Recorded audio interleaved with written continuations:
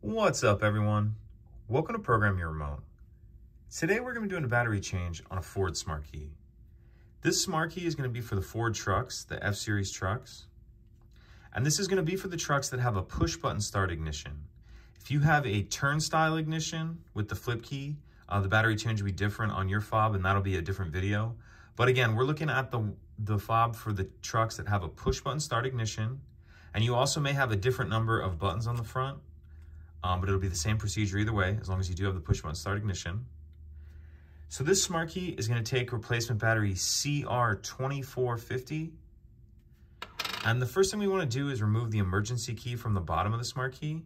That's done by pressing this button on the front, and then it'll slide out like that. Then if we hold it with the buttons facing down, and we can see this slot right here, what we're going to do is put the key in there, and then we're just going to pry up and push up on the back. And as we do this, the back of the fob will come up like that. Once we have that cover off, we can see our battery right here.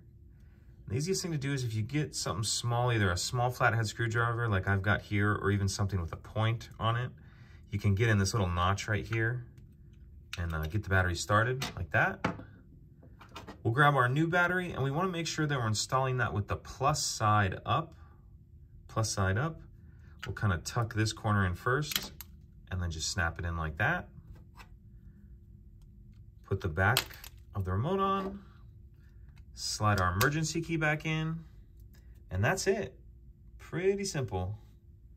If you have any questions, please let me know. If you could take a second to like and subscribe, it helps us out, and I'd appreciate it.